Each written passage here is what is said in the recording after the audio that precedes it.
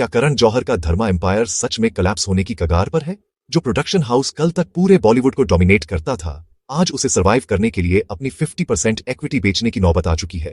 एक तरफ आदित्य धर की धुरंधर जैसी फिल्में बॉक्स ऑफिस के सारे रिकॉर्ड्स ध्वस्त कर रही हैं और सिनेमाघरों में असली सुनामी ला रही है, वहीं दूसरी तरफ धर्मा का हाल ये है कि उनकी पिछली 12 रिलीज में से 10 फिल्में सुपर फ्लॉप रही हैं। जहां धुरंधर जैसी फिल्म को देखने के लिए जनता खुद टिकट काउंटर्स पर लाइन लगा रही है, वहीं ब्रह्मास्त्र और रॉकी रानी जैसे धर्मा प्रोजेक्ट्स पर फेक कलेक्शंस और कॉर्पोरेट बुकिंग के सीरियस एलिगेशंस लग रहे हैं।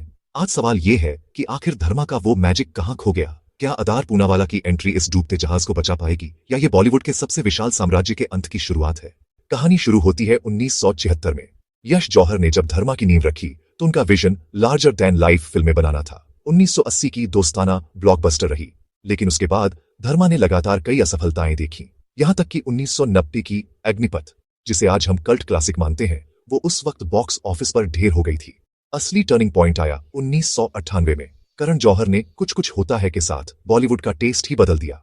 धर्मा मतलब विदेशी लोकेशन, डिजाइनर वार्डरोब और एक ऐसा रोमांस जिसकी चमक हर किसी को अपना दीवाना बना ले।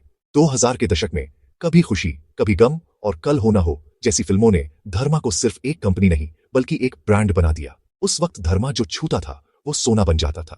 उस वक्त करण जौहर ऑडियंस की नब्ज पहचानते थे, लेकिन आज वो सिर्फ एल्गोरिदम और पीआर के भरोसे फिल्में बनाता है। धर्मा की बर्बादी की स्क्रिप्ट लिखी गई साल 2012 में। स्टूडेंट ऑफ द ईयर के साथ करण जौहर ने 3 नए चेहरों को पर्दे पर उतारा। फिल्म ब्लॉकबस्टर रही, लेकिन इसी कामयाबी ने करण को एक ऐसी लत लगा दी जिसने आगे चलकर धर्मा की फाउंडेशन को हिला दिया, और वो लत थी नेपो लॉन्चिंग पैड बनने की। करण अब एक फिल्म मेकर से ज्यादा खुद को एक ब्रांड मैनेजर समझने लगे थे। उन्होंने आलिया भट्ट के रूप में एक सुपरस्टार तो दिया, लेकिन उसके बाद धर्मा फिल्में बनाने के बजाय एक ऐसी फैक्ट्री बन गया जहां सिर्फ स्टार किड्स की फिनिशिंग होती थी। नतीजा, सिनेमा पीछे छूट गया और धर्मा की क्रिएटिविटी का दम घुटने लगा। दोस्तों, ईमानदारी से बताना, क्या आप आज भी किसी फिल्म के पोस्टर पर धर्मा का लोगो देखकर एक्साइटेड होते हैं? धर्मा प्रोडक्शंस के साथ जो हो रहा है वो अचानक नहीं हुआ। धर्मा के उस चमकते हुए महल की दीवारें काफी समय से दरक रही थीं। बस पीआर की लाइटें इतनी तेज थीं कि किसी को दरारें दिखी ही नहीं। लेकिन जब अंधेरा हुआ तो सच सामने आ गया। पिछले 12 थिएटर रिलीज में से 10 फिल्में फ्लॉप रही हैं। जब पूरी इंडस्ट्री स्त्री 2 के साथ झूम रही थी, तब धर्मा जिगरा और योद्धा जैसी फिल्मों के साथ खाली कुर्सियों को देख रहा था। एक वक्त था जब धर्मा का मतलब था सपनों की दुनिया। 1998 में जब करण जौहर ने कुछ कुछ होता है बनाई थी, तो उन्होंने अपने पिता यश जौहर के डूबते हुए बिजनेस को अपने कंधों पर उठा लिया था। वो एक मिडिल क्लास विजनरी डायरेक्टर का अपनी लेगेसी बचाने का जुनून था। यश जी ने अग्निपथ जैसी फिल्म में अपना सब कुछ लगा दिया था, और जब वो फ्लॉप हुई, उस एक असफलता ने जौहर परिवार को अपनी निजी संपत्ति तक बेचने पर मजबूर कर दिया। उस वक्त करण के पास खोने के लिए कुछ नहीं था, सिर्फ एक विजन था। लेकिन आज जब उनके पास सब कुछ है तो शायद वही विजन कहीं खो गया है। लेकिन धर्मा लगातार फ्लॉप के बाद पैसा कमा कहां से रहा था? धर्मा की बैलेंस शीट को करीब से देखें तो एक चौंकाने वाला सच सामने आता है। करण जौहर ने समझ लिया था कि उनकी अपनी कहानियां अब नहीं चल रही, इसलिए उन्होंने एक शातिर मिडलमैन की भूमिका अपनाई। साउथ के कंटेंट जैसे बाहुबली, पुष्पा और केजीएफ को नॉर्थ के मार्केट में डिस्ट्रीब्यूट करना उनका मास्टर स्ट्रोक था। लेकिन ये कामयाबी अस्थायी थी। जैसे ही साउथ के सुपरस्टार्स को बॉलीवुड के इन गेटकीपर्स की असलियत समझ आई, धर्मा का ये पूरा बिजनेस मॉडल बिखर कर रह गया। धर्मा प्रोडक्शंस आज उस आलीशान बॉलरूम की तरह है जहां लाइटें तो अभी भी जल रही हैं, संगीत भी बज रहा है, लेकिन नाचने वाला कोई नहीं है। कुर्सियां खाली हैं और कोनों में धूल जम रही है। 2017 में जब कंगना रनौत ने करण जौहर के शो पर फ्लैग बेरर ऑफ नेपोटिज्म का टैग दिया, तो वो सिर्फ एक डायलॉग नहीं था, वो बॉलीवुड के खिलाफ डिक्लेरेशन ऑफ वॉर था। कंगना ने उस कबाल को एक्सपोज किया जो तय करता था कि किसका करियर बनेगा और किसका मिटाया जाएगा। फिर आया जून 2020। सुशांत सिंह राजपूत की मौत ने इस सुलगती आग में पेट्रोल का काम किया। ये सिर्फ एक टैलेंटेड एक्टर का जाना नहीं था, बल्कि एक आउटसाइडर के सपनों की लिंचिंग थी। सुशांत के वो पुराने Instagram posts, please watch my movies, I have no godfather, आज भी चीख चीख कर गवाही देते हैं कि बॉलीवुड का वो इलीट क्लब उन्हें कभी अपना हिस्सा मानने को तैयार नहीं था। सुशांत की मौत के चंद घंटों बाद कंगना एक अग्रेसिव क्रूसेडर बनकर उभरी। उन्होंने इसे सुसाइड नहीं बल्कि प्लान्ड मर्डर करार दिया। उन्होंने उन डॉट्स को कनेक्ट किया जिन्हें देखने की हिम्मत किसी में नहीं थी। कैसे वही मूवी माफिया गैंग सुशांत को ब्लाइंड आइटम्स और बैनिंग कल्चर के जरिए मेंटली टॉर्चर कर रहा था। कंगना ने सीधा चैलेंज किया कि सुशांत की मौत के पीछे वही नेपोटिज्म वाली डर्टी पॉलिटिक्स है जिसने एक ब्रिलियंट दिमाग को टूटने पर मजबूर कर दिया। कंगना के उस गुस्से ने नेपोटिज्म शब्द को एक गाली बना दिया। नतीजा, सड़क 2 जैसी फिल्मों का बायकॉट और स्टार किड्स का रातों रात विलेन बन जाना। आज बॉलीवुड के प्रभावशाली प्रोडक्शन हाउसेस के माथे पर पसीना है। लेकिन इस ग्लैमर के पीछे हकीकत का एक और ब्लर्ड एस्पेक्ट पन्ना है जिसे अक्सर सुर्खियों के नीचे दबा दिया जाता है। वो है कॉर्पोरेट बुकिंग। इंडस्ट्री में ये चर्चा आम है कि ब्रह्मास्त्र और रॉकी और रानी जैसे प्रोजेक्ट्स को हिट का टैग दिलाने के लिए पर्दे के पीछे कितनी मशक्कत की गई थी। आरोप तो ये भी है कि थिएटर खाली थे, लेकिन बुकिंग वेबसाइट पर टिकट सोल्ड आउट दिखाए जा रहे थे। बल्क में टिकट खरीदे गए, सोशल मीडिया पर फर्जी हाइप बनाई गई। लेकिन लॉजिक लगाइए, अगर ये फिल्में वाकई 400-500 करोड़ कमा रही थीं, तो कंपनी का प्रॉफिट 95% गिरकर सिर्फ 59 लाख पर कैसे आ गया? सच तो यह है कि धर्मा एक अर्बन बबल में कैद है। वो ऐसी फिल्में बना रहे हैं जो सिर्फ बांद्रा और जुहू के कैफे में बैठकर डिस्कस की जा सकती है।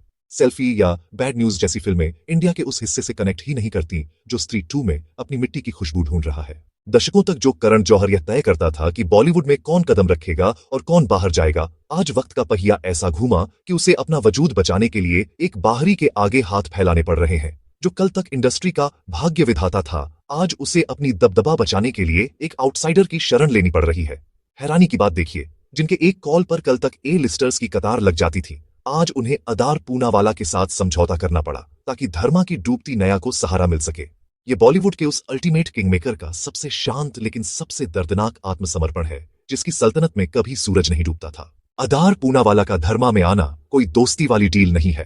पूनावाला एक प्योर बिजनेसमैन है। उन्हें लार्जर देन लाइफ सपनों से मतलब नहीं है, उन्हें सिर्फ रिटर्न ऑन इन्वेस्टमेंट से मतलब है। अब करण जौहर अपनी मर्जी से अपने दोस्तों के बच्चों को लॉन्च नहीं कर पाएंगे। अब हर स्क्रिप्ट, हर बजट और हर कास्टिंग पर एक इन्वेस्टर की ठंडी और बेरुखी भरी नजर होगी।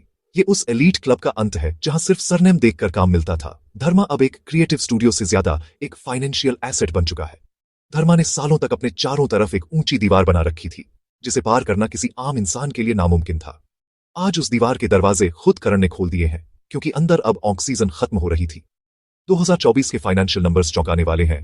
धर्मा ने लगभग 427 करोड़ रुपए फिल्मों में लगाए और रिकवरी हुई सिर्फ 169 करोड़ की, यानी सीधा सीधा 258 करोड़ का नुकसान। योद्धा और जिगरा जैसी फिल्मों ने यह साबित कर दिया कि ऑडियंस अब स्मार्ट हो चुकी है। उन्हें अब सिर्फ धर्मा का लोगो देखकर बेवकूफ नहीं बनाया जा सकता। धर्मा की असली गिरावट सिर्फ फ्लॉप फिल्में नहीं, बल्कि ऑडियंस से टूटा हुआ उनका इमोशनल डिस्कनेक्ट है। करण जौहर जिस इंडिया की बात करते हैं, वो उनके स्टूडियो की दीवारों के बाहर दम बिखर जाता है। ऑडियंस अब उनकी बेची हुई प्लास्टिक लग्जरी से थक चुके हैं। उन्हें अब इंस्टाग्राम फिल्टर वाली चमक नहीं, बल्कि अपनी मिट्टी की हकीकत और रूह को छूने वाली कहानियां चाहिए। आज की ऑडियंस मैडॉक फिल्म्स की कहानियों में खुद को ढूंढती है, जहां दिनेश विजन ने स्त्री और मुंजिया जैसी फिल्मों के जरिए साबित कर दिया कि भारत की असली नब्ज चंदेरी और बुंदेलखंड की गलियों में सांस लेती है, न कि लंदन के किसी आलीशान बंगले में। वहीं आदित्य धर जैसे फिल्म मेकर्स ने यह सिखाया कि कैसे धुरंधर जैसी फिल्म से बिना किसी बनावटी चमक धमक के पूरे देश का खून खौलाया जा सकता है। इंडिया को अब धर्मा का एलीट बबल नहीं, बल्कि मैडॉक की मिट्टी वाली हकीकत और आदित्य धर जैसी ईमानदार कहानियां चाहिए। धर्मा अब शायद सरवाइव कर जाए, पूनावाला का पैसा उसे डूबने से बचा लेगा, लेकिन वो रुतबा शायद कभी वापस नहीं आएगा। करण जौहर अब वो आजाद पंछी नहीं रहे जो अपनी मर्जी से फैसले ले सके। तो आपका क्या सोचना है? क्या धर्मा अपना खोया हुआ मुकाम फिर हासिल कर पाएगा, या ये एंड ऑफ एन ईरा है? कमेंट्स में अपनी राय जरूर दें। ऐसी ही और बॉलीवुड इनसाइड स्टोरीज के लिए चैनल को सब्सक्राइब करें। अपना समय देने के लिए बहुत बहुत शुक्रिया। जय हिंद।